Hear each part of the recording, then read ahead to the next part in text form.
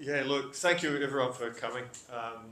This is very exciting for me personally to be here in Pakistan. It's the first time I've been in Pakistan for a long time, and this opportunity to coach the Pakistan Test side is very exciting.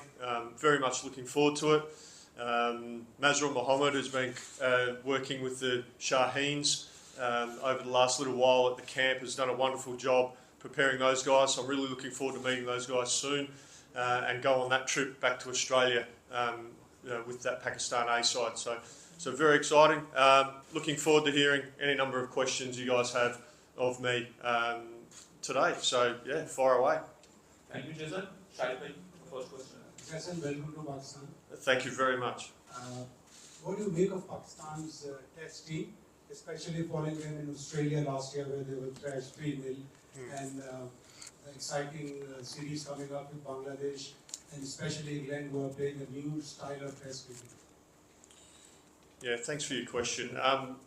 Yeah, obviously Pakistan lost that series 3-0, but I thought there was some, as an outsider, just observing that as a cricket fan, there were moments in games where Pakistan were on top and were competing hard. I know there were a few moments in that, particularly in that Melbourne Test, where Pakistan were driving those games forward. And I think it's always been said that Pakistan are a talented team, but how can they be more consistent? And I suppose that's one thing that I'm hoping that I can find some solutions for, is the consistency in performance. And I'm looking forward to exploring that with the players and the coaching staff. Jason, this is your very important assignment with Pakistan cricket team. Are you confident to improve skills and physical fitness level of Pakistan cricket team, especially upcoming series? Yeah, look, it's a lot of people talk about ways to improve. People mention physical fitness. That's a given. If you're a professional cricketer, if you're an international cricketer, the coaches shouldn't necessarily be, once you've reached national level and playing international cricket, fitness shouldn't really be questioned. You should be fit and robust and strong to represent your country. That's personal pride, that's professional discipline, that's being a professional sportsman. So I fully expect players to be fit and robust and strong, and being able to represent Pakistan. What brand of cricket do you expect Pakistan to play under your coaching? Are you a fan of baseball sort of cricket? The intentful cricket that which we usually say that we want to go with five run and over, four run over. And also, do you have any discussion with Pakistan's Red Bull captain Sharma recently? I've spoken a couple of times with Shan, and we've had some really good conversations. So looking forward to meeting him in person, and looking forward to meeting all the players in person.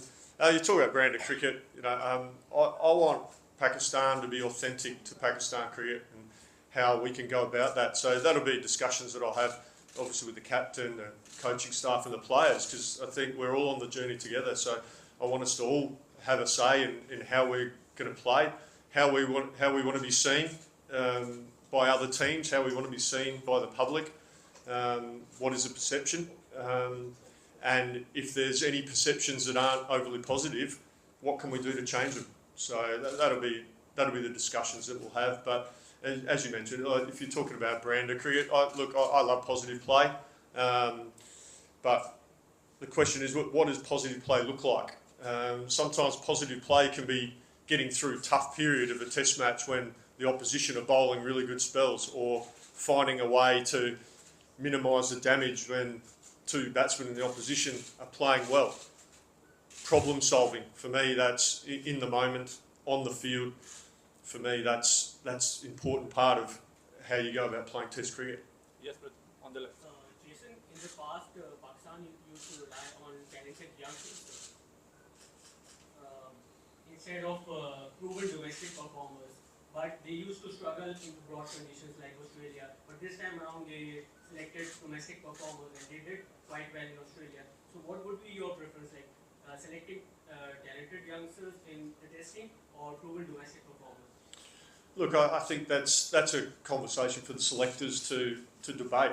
If someone's, I've always said, if someone's good enough, they're old enough. And you know, having said that as well, if someone's performing really strongly and absolutely banging the door down with performances at domestic level, then they'll be in the conversation for selection. But ultimately, selection comes down to what the needs of the team are, again, in the conditions against the opposition, and finding the best balanced side to have an impact in that game. So that's where we'll be selecting the sides based on how can we win that test match or that series, and we'll select accordingly to conditions and opposition.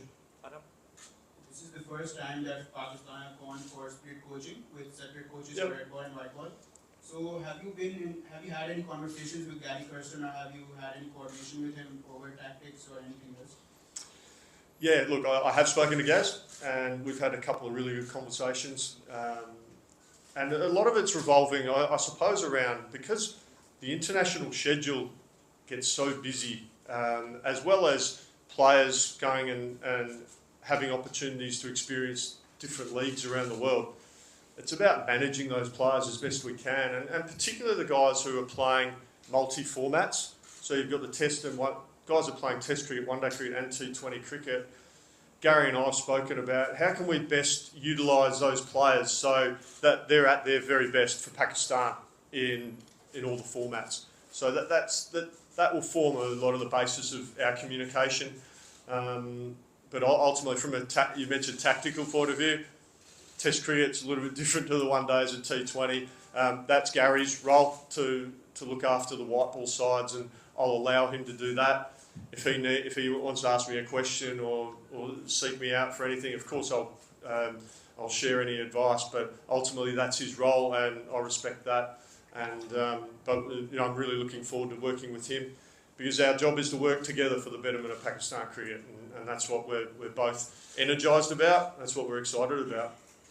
That needed to be taken to brought by Pakistan, testing on the side, and Pakistan will playing 7 tests in their home condition, and Pakistan have spinning conditions.